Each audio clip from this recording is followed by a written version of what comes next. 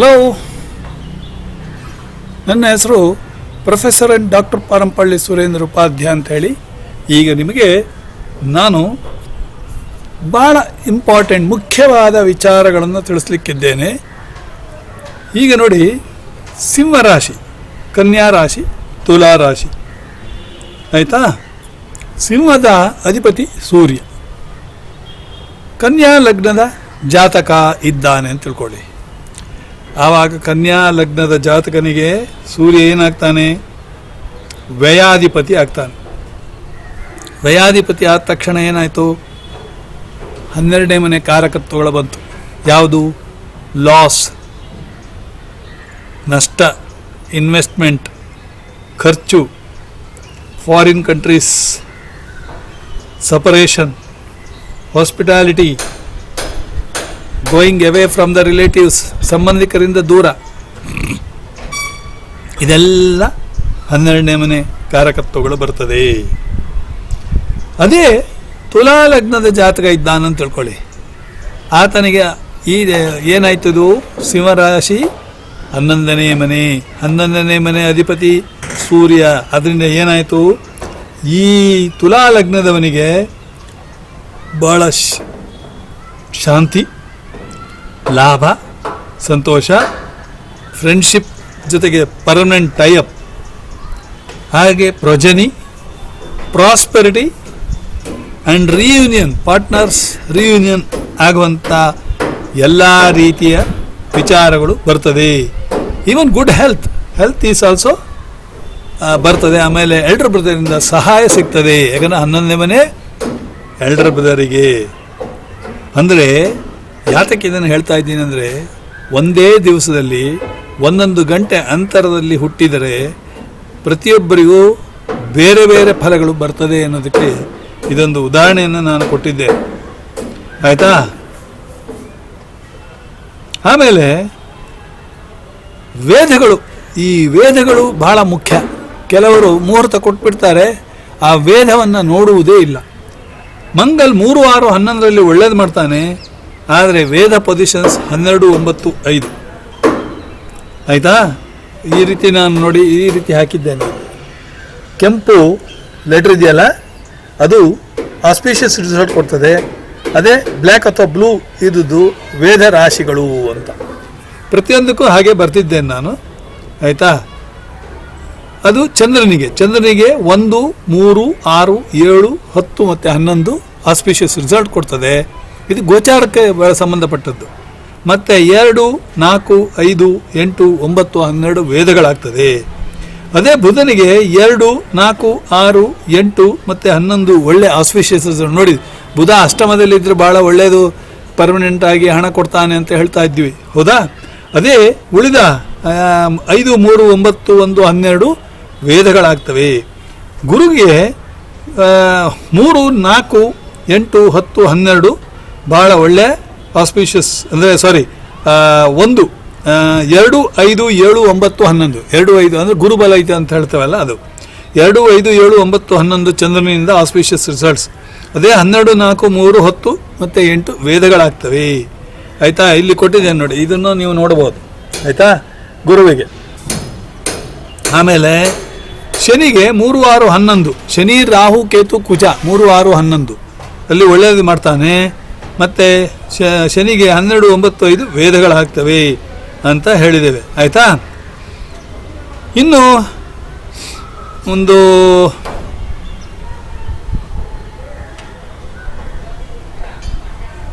27 August 1980, 8:30 ಗಂಟೆ ಹೈದರಾಬಾದಲ್ಲಿ ಹುಟ್ಟಿದಂಥ ಒಂದು ಜಾತಕವನ್ನು example ಆಗಿ ನಾನು ತೆಗೆದುಕೊಂಡಿದ್ದೇನೆ.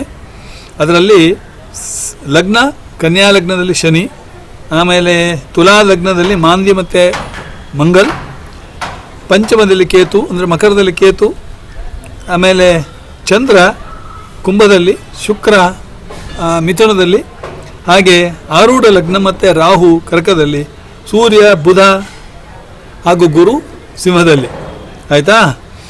ಸೊ ಇದು ಯಾಕೆ ತೆಗೆದುಕೊಂಡೆ ಅಂತ ಹೇಳಿದರೆ, ನಿಮಗೆ ಈ ಕೃಷ್ಣಮೂರ್ತಿ ಪದ್ಧತಿಯ ಒಂದು ಸ್ಪಷ್ಟ ನಾಲೆಜನ್ನು, ತಿಳುವಳಿಕೆಯನ್ನು ಕೊಡಬೇಕಂತಿದ್ದೇನೆ. ಬೃಹಸ್ಪತಿ ಪೂರ್ವ ಫಾಲ್ಗುಣಿ ನಕ್ಷತ್ರದಲ್ಲಿ ಸಿಂಹದಲ್ಲಿದ್ದಾನೆ. ಅವನ ಸೈನ್ ಲಾರ್ಡ್ ಯಾವುದಾಯಿತು? ಸೂರ್ಯ ಆಯಿತು. ಸಿಂಹದ ಅಧಿಪತಿ ಸೂರ್ಯ. ನಕ್ಷತ್ರ ಲಾರ್ಡ್ ಯಾವುದಾಯಿತು? ಶುಕ್ರ ಆಯಿತು. ಅಂದರೆ ಇವನು ಬೃಹಸ್ಪತಿಯು ಸೂರ್ಯ ಮತ್ತು ಶುಕ್ರನ ಏಜೆಂಟ್ ಆಗಿ ಕೆಲಸ ಮಾಡ್ತಾ ಇದ್ದಾನೆ ಅಂತ. ಜುಪಿಟರ್ ಬೃಹಸ್ಪತಿ ಯಾವುದರ ಅಧಿಪತಿ?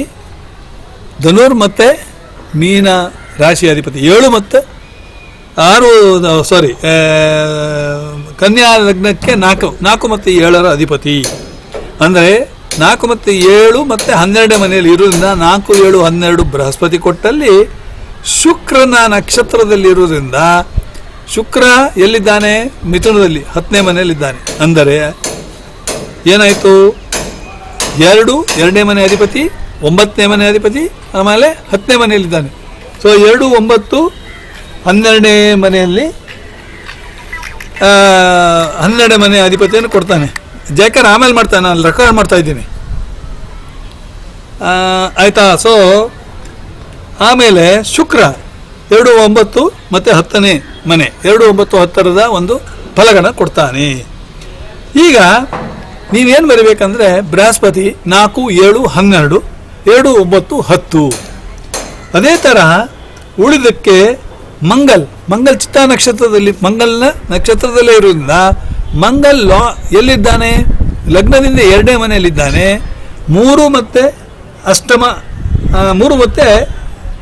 ಅಷ್ಟಮಾಧಿಪತಿ ಅಂದರೆ 2, 3, 8. ಇವನಿಗೆ ಬೇರೆ ಯಾವುದು ನಕ್ಷತ್ರ ಲಾರ್ಡ್ ಏನಿಲ್ಲ, ಆಯಿತಾ? ಇನ್ನು ಕೇತು ಪಂಚಮದಲ್ಲಿದ್ದಾನೆ. ಆದರೆ ಈ nodes, south node and north node ಅಂತಾರೆ, dragon tail and dragon head, ಅವರಿಗೆ ಒಂದು ಸ್ಪೆಷಲ್ ಇದುಂಟು. ಏನಂದರೆ ಯಾವುದೇ ಗ್ರಹಗಳು ಒಟ್ಟಿಗಿದ್ದಾವಾಗ ಆ ಗ್ರಹಗಳಲ್ಲಿ ಬರ್ತಾರೆ. ಇಲ್ಲ ಅಂದರೆ ಆ ರಾಶಿ ಅಧಿಪತಿ ಒಂದು ಇದು ಕೊಡ್ತಾನೆ ಅಂತೇಳಿ.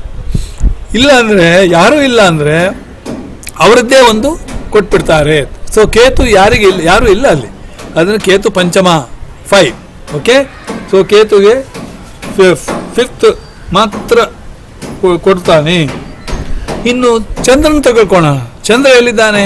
ಕುಂಭದಲ್ಲಿದ್ದಾನೆ, 6ನೇ ಮನೆಯಲ್ಲಿದ್ದಾನೆ. ಅಧಿಪತಿ ಯಾವುದು? 11ನೇ ಮನೆ ಅಧಿಪತಿ, 6 ಮತ್ತು 11, ಆಯಿತಾ? ಸೊ ಚಂದ್ರ ನಿಮಗೆ 6 ಮತ್ತು 11 ಕೊಡ್ತಾನೆ, ಆಯಿತಾ? ಆಮೇಲೆ ಚಂದ್ರ ಯಾವ ನಕ್ಷತ್ರದಲ್ಲಿದ್ದಾನೆ? ಚಂದ್ರ ಇರುವ ನಕ್ಷತ್ರ ಯಾವುದು? ಚಂದ್ರ ಪೂರ್ವಭಾದ ನಕ್ಷತ್ರ. ಅಂದರೆ ಏನಾಯಿತು? ಗುರುವಿನ ನಕ್ಷತ್ರದಲ್ಲಿದ್ದಾನೆ. ಅದನ್ನು ಗುರುವಿನ 4, 7, 12ರ ಫಲಗಳನ್ನು ಕೊಡ್ತಾ ಇದ್ದಾನೆ. ಇದು ನೋಡಿ, ನಮ್ಮ ವೇದಿಕ್ ಆಸ್ಟ್ರಾಲಜಿ ಪರಾಶರದ ಪ್ರಕಾರ ನಾವು ಹೇಳುವುದು 4, 7, 12 ತೆಗೆದುಕೊಳ್ಳುವುದೇ ಇಲ್ಲ. ನಾವು ಏನು ಹೇಳ್ತೇವೆ? ಚಂದ್ರ ಕುಂಭದಲ್ಲಿದ್ದಾನೆ, ಆದ್ದರಿಂದ ಕುಂಭ ಯಾವುದಕ್ಕೆ? ಕನ್ಯಾ ಲಗ್ನಕ್ಕೆ 6ನೇ ಮನೆ, ಅದನ್ನು ರೋಗ ರುಜಿನಗಳನ್ನು ಕೊಟ್ಟಾನು ಅಂತ ಹೇಳ್ತೇವೆ. ತಾಯಿಗೆ ಆರೋಗ್ಯ ಸರಿ ಇಲ್ಲ ಅಂತೇಳಿ ಹೇಳಿ, ಹೌದಾ? ಅದಕ್ಕಿಂತ ಹೆಚ್ಚಿಗೆ ನಾವು ಹೇಳುವುದೇ ಇಲ್ಲ. ಆದರೆ ಇಲ್ಲಿ ಏನು ಹೇಳ್ತೇವೆ? 4, 7, 11 ಗುರು ಬೃಹಸ್ಪತಿಯ ಫಲಗಳನ್ನು ಅವನು ಕೊಡ್ತಾನೆ ಅಂತೇಳಿ. ಇನ್ನು ಶುಕ್ರನ ತೆಗೆದುಕೊಂಡ್ರೆ ನಿಮಗೆ ಇವಾಗಲೇ ಹೇಳಿದ್ದೇನೆ, 2, 9, 10. ಶುಕ್ರ ಯಾವ ನಕ್ಷತ್ರದಲ್ಲಿದ್ದಾನೆ? ಶುಕ್ರ ಇರುವುದು ನಕ್ಷತ್ರ ರಿಸಲ್ಟ್ಸ್ ಆಫ್ ಬೃಹಸ್ಪತಿ 4, 7, 12 ಕೊಡ್ತಾನೆ. ಯಾಕಂದರೆ ಶುಕ್ರ ಇರೋದು ಪುನರ್ವಸು ನಕ್ಷತ್ರದಲ್ಲಿ. ನೋಡಿ, ಇದು ಒಂದು ರಾಜಯೋಗ ಅಂತ ತಿಳ್ಕೊಳ್ಳಿ. ಯಾವಾಗ ಶುಕ್ರ ಗುರುವಿನ ನಕ್ಷತ್ರದಲ್ಲಿದ್ದರೆ ರಾಜಯೋಗ ಆಗುವುದಿಲ್ಲ, ಗುರು ಶುಕ್ರನ ನಕ್ಷತ್ರದಲ್ಲಿದ್ದರೆ ರಾಜಯೋಗ ಆಗ್ತದೆ. ಗುರು ಯಾರು? ದೇವಗುರು ವಸಿಷ್ಠರು ದಾನವ ಗುರುವಿನ ನಕ್ಷತ್ರದಲ್ಲಿದ್ದರೆ ಅದೊಂದು ವಿಪರೀತ ರಾಜಯೋಗ ಅಂತ ಕರಿತೇವೆ ನಾವು.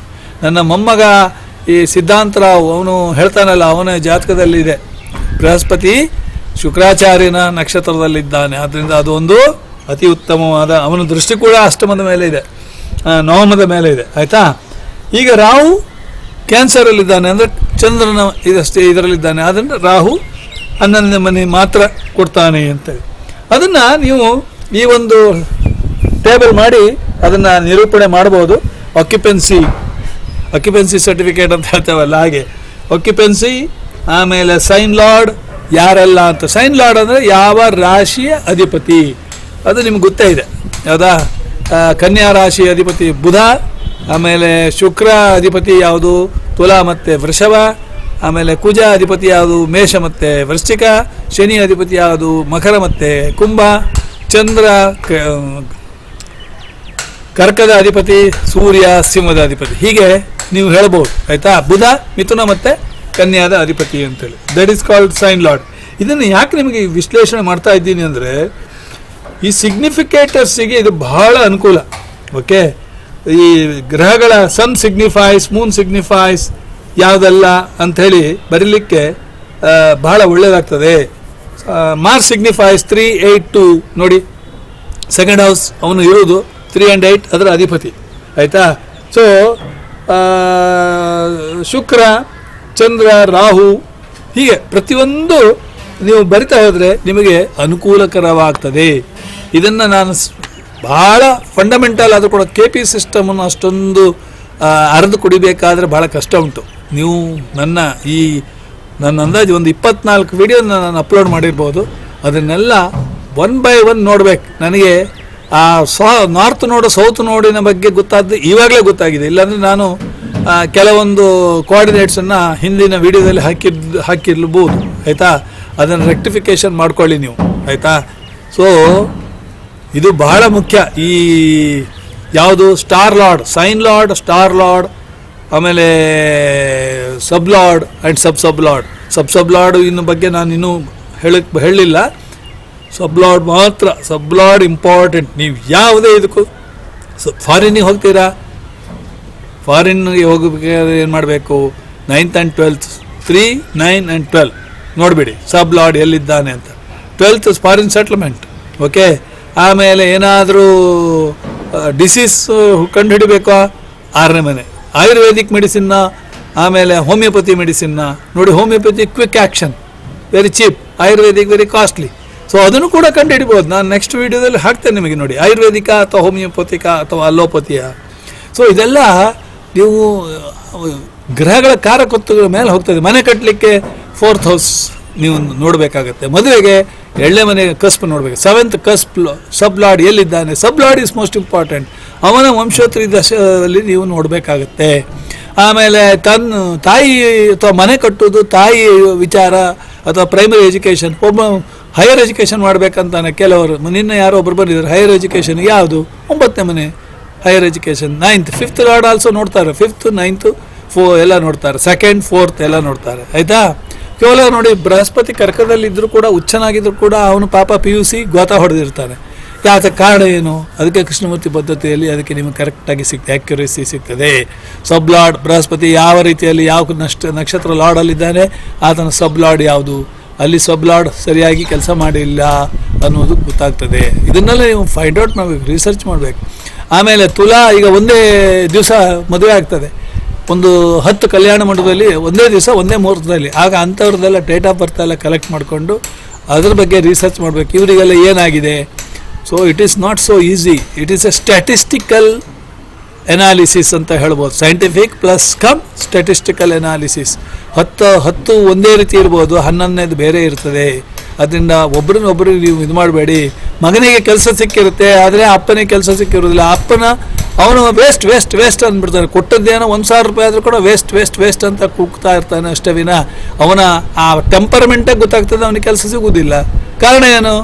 50 ವರ್ಷದ ನಂತರ ಕೆಲಸ ಹುಡುಕ್ತಾ ಹೋದ್ರೆ ಎಲ್ರಿ.